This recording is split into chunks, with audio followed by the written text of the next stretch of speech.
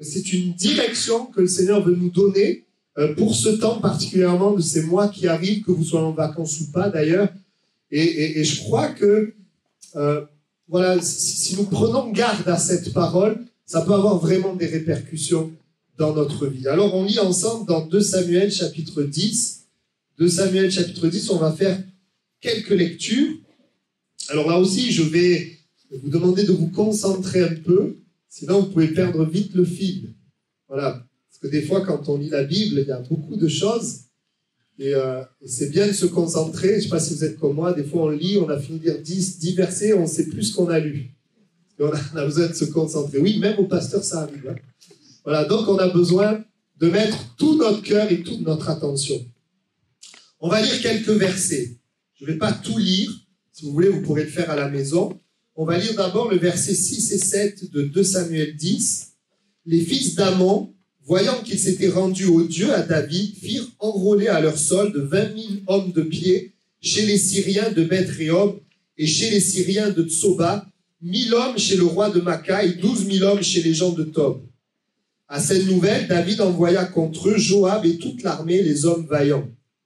Bon, ce que vous devez retenir de ce verset, c'est que vous avez les Ammonites et la Syrie qui viennent contre David. C'est ça qu'il faut retenir.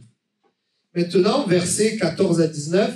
Quand les fils d'Amon virent que les Syriens avaient pris la fuite, ils s'enfuirent aussi devant Abishai. Abishai qui fait partie de l'armée de David, de Joab. Abishai et rentrèrent dans la ville. Joab s'éloigna des fils d'Amon et revint à Jérusalem.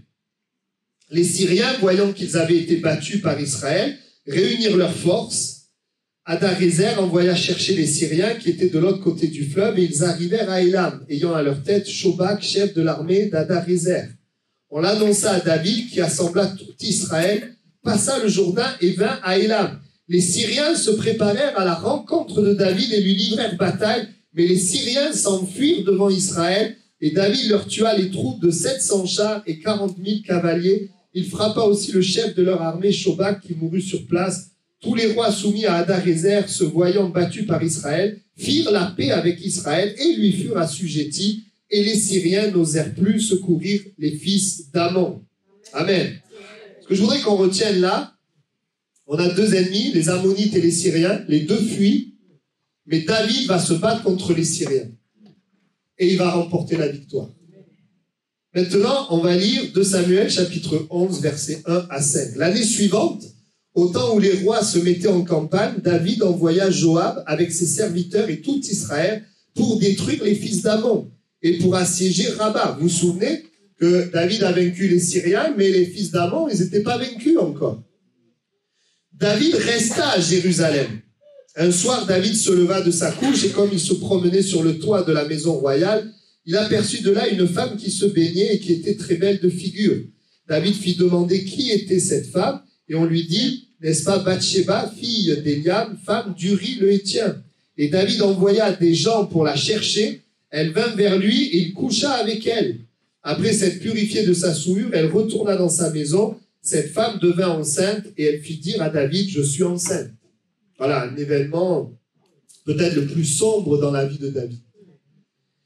Alors, qu'est-ce que je voudrais partager avec vous ce matin ? Voyez, les Ammonites et les Syriens sont contre David. Et la Bible dit que les 2 ennemis vont fuir. Et il y a des moments dans nos vies où nous sommes dans des luttes et des combats avec des ennemis. Alors, ce n'est pas des ennemis physiques, mais comme je l'ai dit, ça peut être la maladie, l'oppression, la tristesse, l'injustice, toutes sortes d'ennemis qui sont là, des mensonges, des pratiques qui sont là dans nos vies. Et le Seigneur nous appelle à être sur le champ de bataille.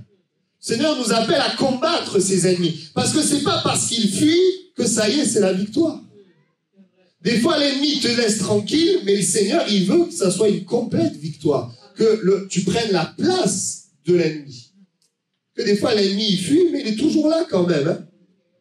Et on voit dans le texte que David, il a combattu les Syriens et que finalement, il les a assujettis. Et il y avait maintenant, c'était le temps pour lui d'aller battre les Ammonites. Il y avait un combat qui venait devant lui. Mais la Bible dit que David n'alla pas combattre les Ammonites. Il envoya Joab, son armée, et Israël.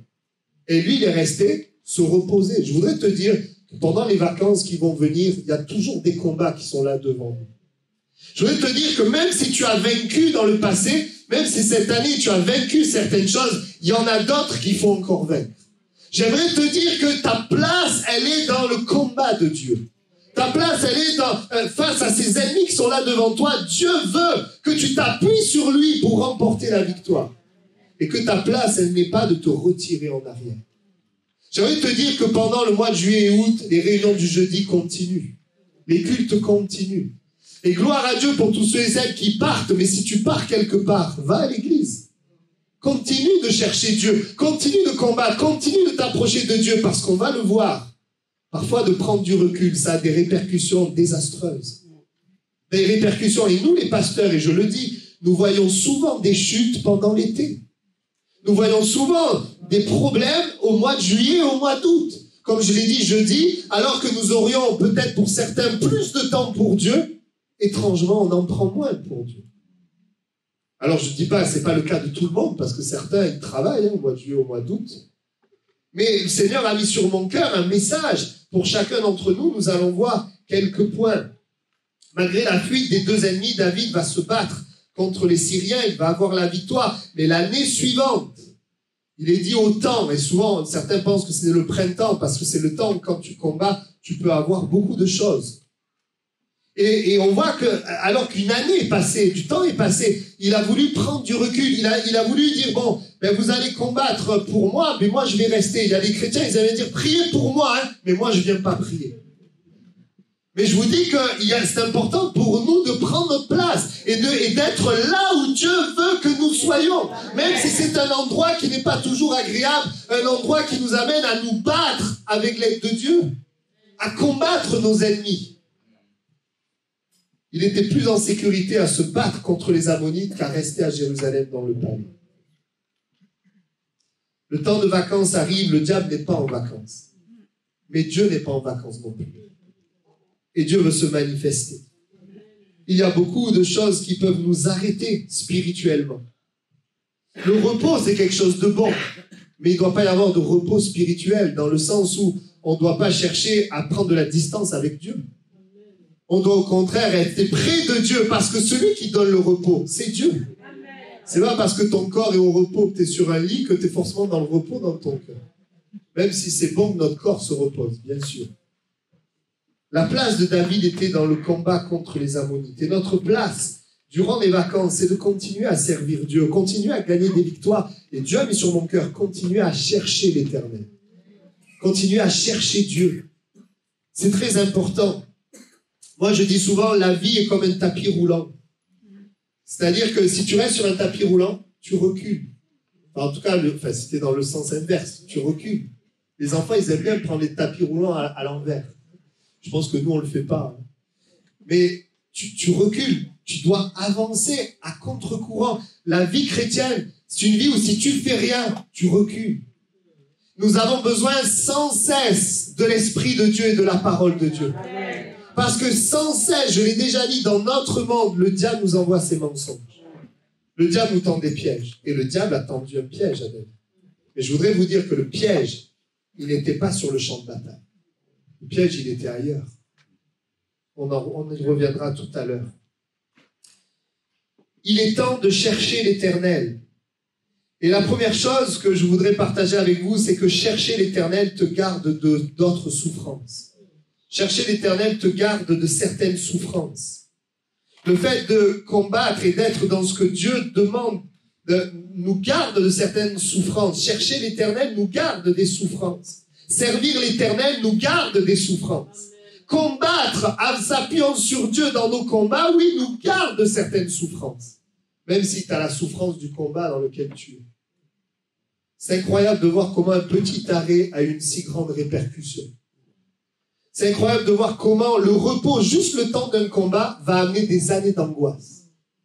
C'est incroyable de voir comment le fait de ne pas être là où Dieu veut que nous soyons, là où Dieu nous appelle à être, comment ça ouvre un accès à l'ennemi. Et ce matin, le Seigneur voudrait t'interpeller afin que tu sois à la bonne place. Nous avons un Jésus qui est mort sur la croix pour nous ouvrir un accès. Et en vacances, on devrait courir et dire, Seigneur, je veux plus de toi. Je veux m'appuyer sur toi et je veux combattre pour tous ceux et celles qui sont autour de moi parce que les vacances ne donnent pas la joie aux gens. Ça donne peut-être des bons moments. Et encore, les bons moments sont souvent gâchés par le péché. Des conséquences désastreuses pour David. Et juste pour revenir à ce qui s'est passé, je voudrais quand même le raconter. Donc David marchait, il était là sur le toit, il voit cette femme se baigner, il a fait appeler, il couche avec elle, il commet un adultère. Avec le mari de cette femme, c'était un soldat de son armée. Il commet l'adultère et après qu'il ait fait ça et qu'il apprend qu'elle est enceinte, le péché comme découvert, il va essayer de s'arranger pour que son mari couche avec sa femme pour faire croire que l'enfant, c'est pas lui, mais ça vient de l'homme. Alors il lui dit, va, profite de ta femme, etc. Et puis lui dit, non, comment je vais aller profiter de ma femme alors que toute l'armée est mobilisée, je vais rester là. Un homme loyal. Et David qui rentre dans une tourmente, commence à mentir.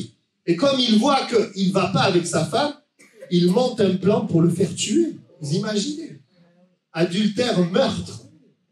Il monte un plan, il dit, voilà, mets-le là où c'est dangereux. Il dit à Joab, le chef, mets-le là. Il le met là, il est tué. Et la Bible dit, tu as un verset qui dit, bien sûr, ce que fit David déplut à l'Éternel. Et Dieu envoie Nathan, l'homme de Dieu, le prophète, pour parler à David. Et il raconte une sorte de parabole avec une brebis, etc. pour qu'en fait, il réalise que cette parabole parle en fait de lui, de ce qu'il a fait. Et David réalise, même s'il va y avoir du temps, avant que vraiment il y ait une repentance, mais il va prendre conscience de ce qu'il a fait. Et là, les conséquences désastreuses. D'abord par rapport à Dieu. Parce que pour retrouver la faveur de Dieu, il y a besoin de repentance. Repentance véritable. À partir de là, je ne rentre pas dans le détail, j'aurais pu le faire, prendre les versets, mais la Bible dit, et c'est au travers de la parole de Nathan, vous pourrez le lire dans la Bible montre toutes les conséquences désastreuses parce qu'il n'était pas là où il devait être. Parce que sur le champ des Ammonites, il n'aurait pas vu cette femme. Il n'était pas là où il devait être. Et fais attention d'être là où Dieu veut que tu sois. Il y a des endroits où tu ne dois pas être. Il y a des pensées que tu ne dois pas nourrir. Il y a des choses où tu dois faire attention. Et la Bible dit que Nathan va parler. À partir de là, il y aura une lutte dans ta famille. La Bible dit que, vous regardez l'histoire de David, toute sa vie, ça a été des luttes dans sa famille. À cause de ça. Rébellion d'un de ses fils contre lui. Humiliation, son propre fils va coucher avec ses concubines. Et la Bible montre que c'est directement une conséquence de ce péché-là. Et puis la pire des conséquences, c'est David lui-même, quand le prophète va raconter l'histoire de la brebis, David va dire il doit rendre 4 fois ce qu'il a fait. Et quand Nathan dit tuer cet homme-là, eh bien c'est ce qui va se passer. Il va rendre 4 fois, il va perdre 4 de ses fils. 4 de ses fils vont mourir. Est-ce que c'était la volonté de Dieu? Non. C'était pas la volonté de Dieu, mais le péché a des conséquences désastreuses. Et voyez comment ce péché va avoir des répercussions énormes dans sa vie. Bien sûr, David va se repentir, Dieu va le pardonner, il y aura quand même la grâce de Dieu, mais quelle lutte il va avoir. Quel combat il va avoir. Ce David qui avait l'habitude dans les combats de chercher l'Éternel, mais qui là s'est retiré du combat, qui là n'a pas cherché l'Éternel. Vous savez, quand on ne cherche plus Dieu, on trouve l'adversaire. Quand on cherche Dieu, on trouve Dieu, mais quand on ne le cherche pas, on trouve le diable. Parce que le diable, il veut détruire. Et j'aimerais te dire encore ce matin, il est important que tu cherches l'Éternel. Pourquoi chercher Dieu? Premièrement, parce qu'il se laisse trouver. Parce que si tu cherches Dieu, tu vas le trouver. Dieu se laisse trouver. Je sais que parfois on me dit, les chrétiens me disent, mais cherche Dieu, je sais pas, tiens, encore hier, quelqu'un me disait, mais comment on fait pour prier, pour que Dieu nous parle? On tâtonne, mais tout le monde tâtonne, même les pasteurs ils tâtonnent, mais à un moment donné on trouve Dieu. Vous voyez, moi j'ai tâtonné pour savoir quoi prêcher ce matin. J'ai prié, je demandais, qu'est-ce que tu veux me dire? Il n'y avait rien. J'ai dit, bon, il faut bien que je prêche quelque chose dimanche. Hein. Donc j'ai commencé à préparer là, et samedi, j'ai rien demandé, le Seigneur il me met la parole. Parce que il se laisse trouver à un moment donné. Même si ce n'est pas dans le temps où tu le cherches, si tu le cherches, tu vas le trouver. C'est un Dieu qui parle, c'est un Dieu qui agit. Et je vous le dis, le diable, il attaque cette relation avec Dieu. Il veut te décourager à chercher Dieu. Il veut te faire croire que ça ne sert à rien de chercher Dieu. Il veut te culpabiliser. Il veut amener tes regards sur toi-même. Mais je voudrais te dire que la bonne part, c'est de chercher Dieu. Jésus a dit, Marie a choisi la bonne part qui ne lui sera pas ôtée. Celle d'écouter Jésus. Pourquoi on cherche Dieu? Dieu dit dans sa parole, Ésaïe 45, 19, je n'ai point parlé en cachette dans un lieu ténébreux de la terre. Je n'ai point dit, regardez bien, je n'ai point dit à la postérité de Jacob, cherchez-moi vainement. J'ai pas dit de me chercher vainement.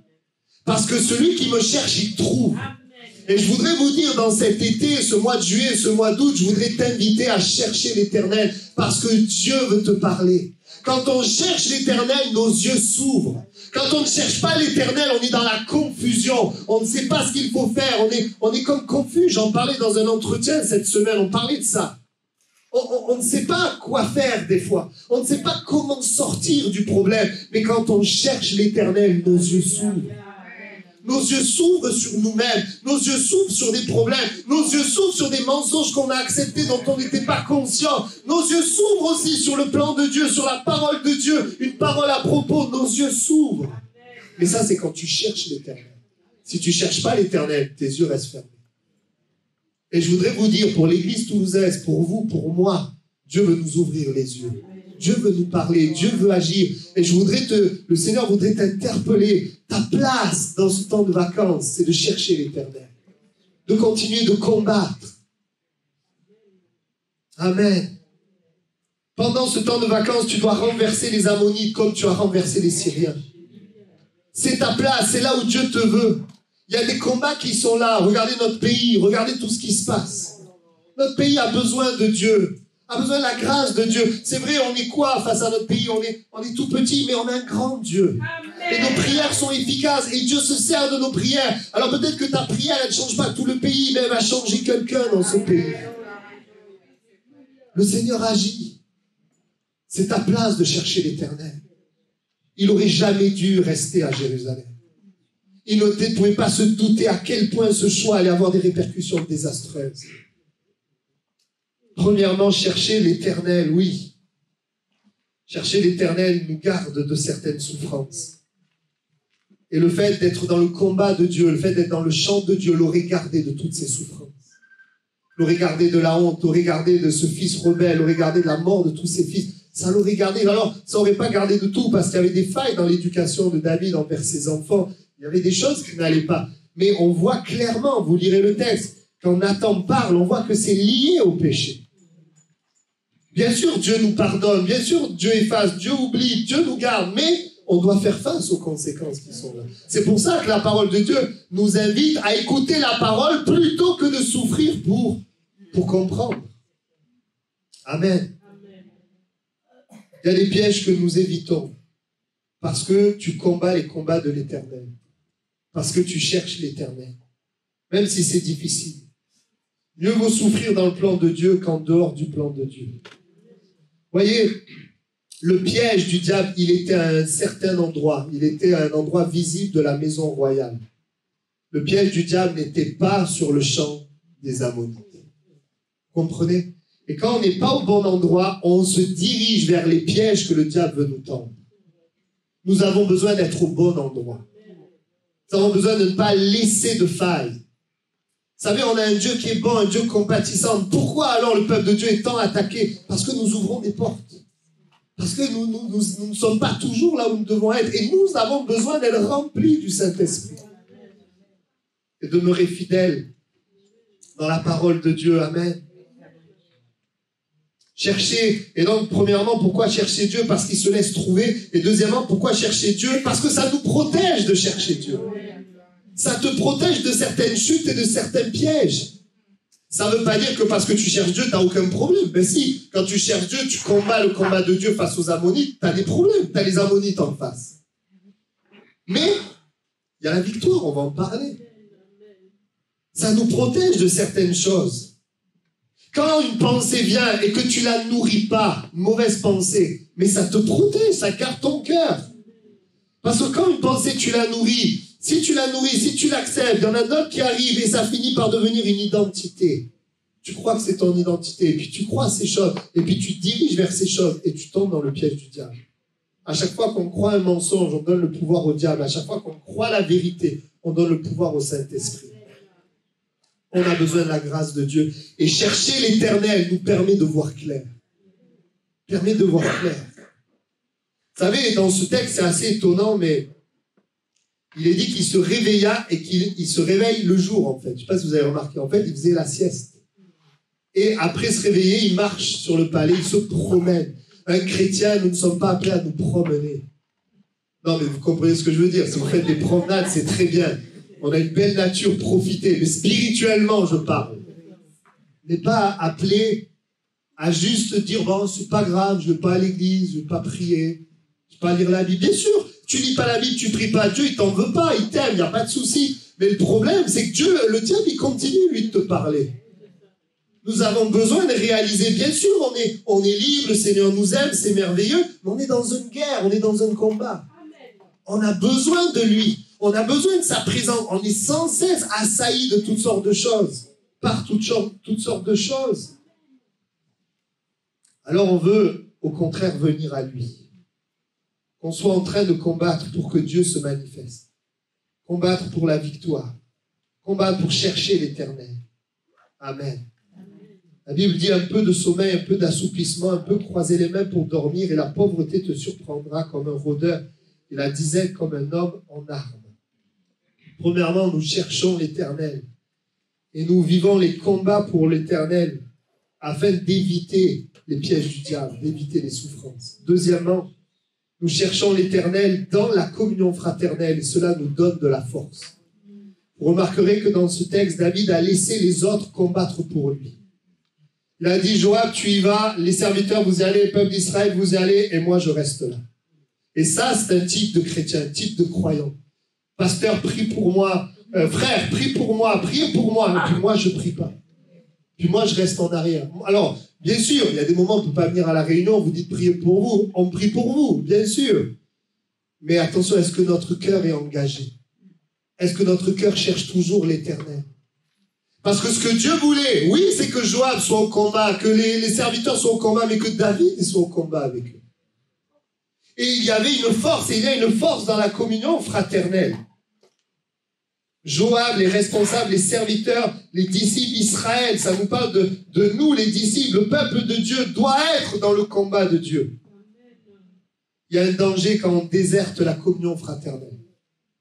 Et vous savez comment le diable arrive à nous faire déserter? Il s'arrange pour que tu aies un conflit avec un chrétien. Ça, c'est le premier truc que je vois. Il m'a fait ça, l'église c'est comme ça, je ne vais plus à l'église. Voilà comment le diable piège les croyants. Mais si tu as un problème avec un frère, la Bible dit, laisse ton offrande, va te réconcilier. Et la Bible dit même, c'est même pas si toi tu as un problème, si l'autre il a un problème. Ça veut dire que ça se trouve, tu n'as rien fait, c'est lui qui a un problème. Et Dieu dit, va quand même le voir. Ah bon, au début, il me dérangeait le verset. Puis j'ai dit, non, mais Seigneur, c'est ta parole, hein. Même, j'ai dit, Seigneur, c'est ta parole, je vais appliquer. Pour se réconcilier. C'est la parole de Dieu. Parce que des fois, on a envie de régler, mais quand c'est notre faute. Et quand c'est pas notre faute, on se dit, ben, il n'a qu'à faire le premier pas, hein. Ça, c'est le raisonnement humain, mais la parole de Dieu, elle nous invite à faire ça. Danger quand on suit l'église en pointillé. Danger quand on se coupe des croyants, on se coupe des chrétiens. L'église, elle est imparfaite. Il y a plein de choses à changer, c'est vrai. Mais la Bible dit que dans le rassemblement des croyants, la Bible dit c'est là que Dieu envoie la bénédiction, la vie pour l'éternité.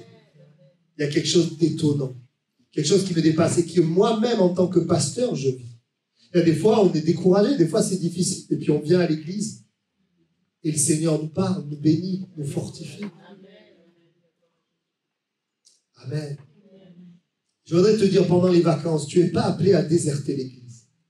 Tu n'es pas appelé à déserter la communion fraternelle.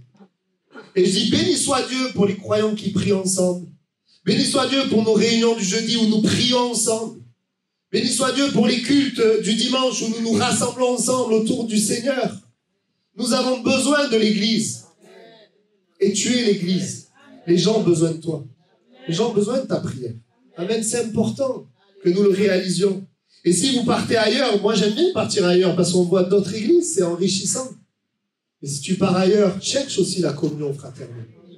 Ce qui est merveilleux, c'est que tu as des croyants de différents endroits et comme on croit dans le même évangile, eh bien, il y a des points communs, on s'y retrouve. Même des gens d'autres cultures. Alors bien sûr, on ne se retrouve peut-être pas sur tout, mais au moins sur l'essentiel, qu'on est sauvé par la grâce, par Jésus-Christ. Et combien de fois, moi j'ai été édifié, on est édifié. Parce que quand tu vas à un endroit où personne ne te connaît, le Seigneur il te parle. Amen. La communion fraternelle est importante. Il est doux et agréable pour des frères de demeurer ensemble. C'est là que Dieu envoie la bénédiction. Mais si tu n'es pas là, la bénédiction que Dieu envoie, ben tu passes à côté. Des fois, c'est dur pour nous parce que parfois, on prêche ou on prie et puis on se dit, tiens, cette parole, elle aurait été bien pour cette personne. Mais on voit que la personne, elle n'est pas là. On se dit, tiens, c'est dommage. Bon, après, le Seigneur sait. Moi, je me dis, c'est pour ceux qui sont là. Hein. Mais des fois, le Seigneur nous donne un rendez-vous, veut nous parler, nous édifier, mais on n'est pas là. Alors, bien sûr, il y a des moments où on n'est pas là, on est malade, on ne peut pas, on part en vacances, il n'y a pas de souci, mais je parle du fait d'être fidèle, en fait. Et dire, Seigneur, c'est ma place. C'est ma place. Il y a des temps dans la semaine, il y a toutes sortes de choses qu'on fait, mais c'est ma place. Je dois être dans le combat de l'éternel. Je dois être avec mes frères et sœurs à chercher l'éternel. Amen. Parce que le Seigneur parle, parce que le Seigneur agit. Et le Seigneur me garde alors que je cherche l'éternel. Parce que je suis au bon endroit. Amen. Vous voyez, ça c'est quand tout le monde est là. Mais parfois aussi, les gens quittent les voies de Dieu. Vous savez, quand vous êtes chrétien, vous êtes souvent seul. C'est pour ça aussi que Dieu a voulu l'Église. En général, au travail, on est seul. Si tu es avec d'autres chrétiens, c'est une grâce de Dieu. Mais on est souvent seul. Et des fois, même, on voit des croyants, des chrétiens qui ont le feu et ils quittent la foi. Et ils abandonnent. Et nous, on ne doit pas être là comme des juges, mais on doit prier pour eux. Mais ce que je veux dire par là, c'est que même si autour de nous, ça s'effondre, le Seigneur nous appelle à continuer le combat. Alors, je bénis le Seigneur parce que nous avons plus de personnes qui viennent le jeudi soir. Merci Seigneur pour les cœurs qui se tournent vers l'Éternel. Et je pense, vous savez, à Pierre, à un moment donné, Jésus parle, personne ne comprend. Et la Bible dit que plusieurs de ses disciples se retirèrent et n'allèrent plus avec lui. Jésus dit donc aux 12, et vous, ne voulez-vous pas vous aussi vous en aller? Qu'est-ce que Pierre dit? Seigneur, à qui irions-nous? Tu as les paroles de la vie éternelle. On ne va pas partir. Nous aussi, on est comme eux, on ne comprend pas ce que tu dis. Manger, Christ, qu'il faut manger Christ, on ne comprend pas. Mais on sait que tu as la vie éternelle. Même si dans l'église, des trucs, je ne comprends pas. Peut-être des choses, je ne comprends pas. Mais Seigneur, tu as la vie éternelle, je ne vais pas te lâcher. Je parlais avec un couple cette semaine et il disait ça. Ben, on sait que Jésus est la vie. C'est difficile, mais on sait où est la vérité. Alors on dit, Seigneur, on veut garder le cap. On veut reprendre, et peut-être tu as besoin de reprendre ta place dans le combat spirituel de l'Église. Ou peut-être dans ta propre vie de prière.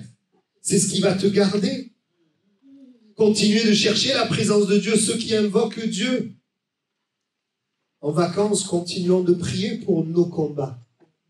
Continuons d'ouvrir la Bible pour écouter Dieu. Continuons de prier en esprit et de l'adorer pour être dans l'esprit. Pour être connectés, même si nous tâtonnons. Plus vous irez dans la chair, moins vous aurez envie des choses spirituelles. Mais plus vous irez dans l'esprit, et plus vous aurez envie des choses spirituelles. C'est important de le réaliser. Et il y a des moments où le chrétien, même si moi-même, j'aime pas être religieux, je veux la vie, mais il y a des moments où oui, on le fait pas parce qu'on a envie. Pas parce que c'est facile, pas parce qu'on ressent quelque chose. On le fait parce qu'on sait que c'est important. Un disciple vient de discipliner. On se discipline pour être devant lui, mais après, devant lui, on cherche la vie. On cherche le contact avec Dieu. Il y a des moments où oui, on n'a pas envie, mais on sait que c'est là notre place. C'est ce que le Seigneur attend de nous. Le Seigneur nous attend. Il a quelque chose à nous donner. On ne le fait pas parce qu'on est obligé. On ne le fait pas parce qu'il y a quelque chose derrière nous qui va nous tomber dessus. Non, on le fait parce qu'on a un Dieu bon qui veut nous donner la vie. Et parce qu'on en a besoin, on est dans un corps de chair, dans un combat. et on a besoin de lui. Amen. Troisièmement, chercher l'Éternel te donne des victoires. Vous voyez, on ne l'a pas lu, mais je vous le lis, de Samuel 12, 26, 29, parce que une fois que David, il s'est retiré, il a envoyé Joab. Donc Joab est parti pour prendre Rabat ou Rabla, je ne sais plus comment ça s'appelait, et le texte dit que c'était donc le territoire des Ammonites. Et vous savez ce que dit la Bible? Ben regardez, Joab qui a assiégé Rabat des fils d'Ammon s'empara de la ville royale. Et regardez, il envoya des messagers à David pour lui dire, j'ai attaqué Rabat, je me suis déjà emparé de la ville des eaux, rassemble maintenant le reste du peuple, campe contre la ville, prends-la, de peur que je ne la prenne moi-même et que la gloire ne m'en soit attribuée. David rassembla tout le peuple, marcha sur Rabat, il attaqua et ça rendit maître. Alors on dit Amen, gloire à Dieu, Alléluia, mais quand David fait ça, il a péché et il est dans toutes sortes d'autres luttes maintenant. Maintenant, pourquoi je lis ce texte? Qu'est-ce que je voudrais souligner? Je voudrais souligner d'abord que la victoire, elle était là, mais elle a été remportée par Joab et non par David. Alors que Dieu voulait que ce soit David qui la remporte. Alors Joab, qui est quelqu'un de bon, il dit, voilà, j'ai gagné, ben viens maintenant pour que finalement les gens voient que c'est ta victoire et pas la mienne. Mais qu'est-ce qu'on voit dans ce texte? On voit que Dieu avait prévu la victoire contre les Ammonites. Et Dieu a prévu la victoire dans tes combats. Mais le problème là, c'est que même si David vient, alors David vient, il a la victoire. Il est tombé dans le péché, il se retrouve dans toutes sortes de luttes maintenant. Toutes sortes de combats. Toutes sortes de difficultés, toutes sortes de souffrances. Et finalement, il n'est ni l'instrument de la victoire, ni le bénéficiaire parce qu'il est pris dans son péché. Et je voudrais qu'on prenne conscience ce matin que oui, alors que tu combats les combats de l'Éternel, alors que tu cherches l'Éternel, Dieu te donne la victoire. Amen. Mais que si tu n'es pas à ta place, tu vas rentrer dans d'autres luttes. Tu vas rentrer dans d'autres souffrances. Et je pense que honnêtement, il n'a pas dû profiter de la victoire. Il a dû dire comment je vais faire. Il a perdu, on voit rapidement, il va perdre le premier fils. Il va y avoir tellement de combats, de difficultés. Tout ça parce qu'il n'était pas au bon endroit. Et je termine, on va prier. Je ne vais pas être long ce matin. Mais j'aimerais simplement en conclusion dire que pour beaucoup de personnes, il y a un temps de vacances qui arrive. Je voudrais vous dire de la part de Dieu, il est temps de chercher l'Éternel. Il est temps de chercher l'Éternel. Et nous avons des combats. Ce n'est pas la télévision qui va remporter nos combats. Bien sûr, c'est très bien, on peut avoir des temps de détente. Mais nous devons rester sur le champ de bataille. Nous devons continuer de nous battre personnellement d'abord, mais aussi avec l'Église. Et dire, Seigneur, nous avons besoin de toi et j'ai besoin de toi. Il est temps de chercher l'Éternel parce que tu te laisses trouver, Seigneur, et parce qu'aussi en te cherchant, mais je me garde moi-même. Parce que je suis au bon endroit. Je ne suis pas au mauvais endroit. Je ne suis pas à l'endroit où le diable m'a tendu les pièges. Je laisse le diable faire un effort vain parce que je ne suis pas là où il veut que je sois, mais je suis là où Dieu veut que je sois. Et si tu as les combats, je voudrais te dire, mon frère, ma soeur, prends courage. La victoire, elle est là. Mais dans tout ce temps où peut-être tu ne vois pas la victoire, le Seigneur, il te garde. Il te garde dans sa main. Amen. Il est temps de se battre contre les ennemis qui sont encore là dans ma vie. Il y a la victoire, nous sommes au bon endroit. Il n'est pas le temps de prendre du recul avec Dieu, avec l'Église, de se reposer, prendre de la distance, parce que tu te dirigerais directement vers les pièges du diable avec une destruction pour plusieurs années. Que le Seigneur nous aide. La Bible dit plusieurs fois, la Bible dit, garde ton cœur, veille sur toi-même. Et nous voulons garder nos cœurs éveillés. On va incliner nos têtes. Nous allons prier. Nous sommes appelés ce matin, je voudrais faire un appel sérieusement à mettre en pratique la parole. La Bible dit, ne l'écoutez pas seulement, mais mettez-la en pratique. Un appel où, vous savez, dans ce temps peut-être où il y a des vacances, parfois ça paraît plus facile, mais ça l'est pas toujours. Mais ce temps où dire, Seigneur, je veux chercher l'Éternel, je veux servir l'Éternel, et je veux combattre les guerres de l'Éternel. Et si tu es concerné, simplement réponds. Réponds dans ton cœur en disant, Seigneur, je ne veux pas être au mauvais endroit, mais je veux rester au bon endroit. Seigneur a mis ça sur mon cœur pour nous ce matin. Et je crois que le Seigneur veut un peuple vainqueur, un peuple qui se tient devant Dieu, un peuple qui se tient à la brèche. Nous avons besoin d'entendre la voix de Dieu. Il y a tant de souffrances autour de nous. Cette semaine, j'apprenais qu'une jeune que je connaissais bien, que j'avais encouragée, elle est tombée dans le péché. Et je lui ai écrit, je dis, tu sais, on t'aime et on sera là, la porte reste ouverte, mais on voit tellement le diable essayer de détruire les vies. On a besoin de soutenir à la brèche, de chercher l'Éternel, pour nous-mêmes et pour les autres. Et si tu veux répondre à cet appel, c'est entre toi et Dieu, je t'inviterai simplement à prier là où tu es à ta place. Simplement commencer à prier. Seigneur, ensemble, nous nous tenons devant toi et nous te remercions. Tu veux nous rappeler que de chercher l'Éternel et d'être là où tu veux que nous soyons. Seigneur, cela nous évite des souffrances. Seigneur, cela nous permet de vivre des victoires. Et nous voulons, Seigneur, ne pas nous laisser intimider, nous ne voulons pas nous laisser arrêter. Nous voulons continuer à t'aimer, à te servir. Merci pour ta bonté, ta fidélité. Tu me parles aussi de garder la communion fraternelle, de continuer à prier les uns pour les autres, à nous soutenir. Je te prie pour l'Église, je te prie pour moi-même, pour nous tous. Seigneur, pour que tout simplement nous soyons à tes pieds. Seigneur, dans les temps où tout est bouleversé, nous voulons nous tenir devant toi. Je veux te bénir et te louer parce que dans ta présence, il y a toujours une réponse. Parce que dans ta présence, il y a la bénédiction, il y a la vie. Et je veux proclamer, Seigneur, qu'alors que nous te cherchons et que nous combattons les combats de l'Éternel, je déclare, Seigneur, que tu te laisses trouver et que tu nous donnes la victoire. C'est ce que ta parole nous montre dans la vie de David. Nous voulons combattre nos ammonites, Seigneur, et pas nous reposer ou nous éloigner. Nous voulons rester dans la prière. Nous voulons rester dans la parole. Nous voulons rester dans la vie de l'esprit. Et je te prie de soutenir ce matin celui qui a du mal, celui qui est fatigué, celui qui est accablé, celui qui lutte avec des mensonges. Je te prie, Seigneur, de l'aider à faire ce pas de foi ce matin. Et je te remercie de ce que tu le libères, de ce que tu agis. À toi la gloire. Prenons quelques temps juste pour prier. Parlez à Dieu maintenant. Simplement, déversons notre cœur quelques instants. Amen. Amen. Juste avant de se quitter, s'il y a des personnes qui ont besoin de la prière, peut-être des personnes qui veulent donner leur vie à Jésus, se tourner vers Jésus, moi, je voudrais vous inviter simplement à venir sur le devant et je vais prier avec vous. Parfois, il y a des gens qui ont besoin et le Seigneur est là, présent, et l'Église, on veut aussi s'associer, s'unir. Nous croyons dans un Dieu qui agit, qui communique la vie. Et si quelqu'un est venu avec un fardeau, Dieu ne veut pas que tu repars de ce lieu avec ce fardeau. La Bible dit de nous décharger sur lui de tous nos soucis. Donc si tu en as besoin, si tu veux qu'on prie avec toi, tu peux t'approcher sur le devant. Tu peux aussi prier bien sûr à ta place. Et puis ensuite, nous conclurons ce culte. Amen. Voilà, alors je vous souhaite bonnes vacances dans la présence de Dieu. Voilà, et puis de toute façon, on est toujours là. Bon dimanche à tous.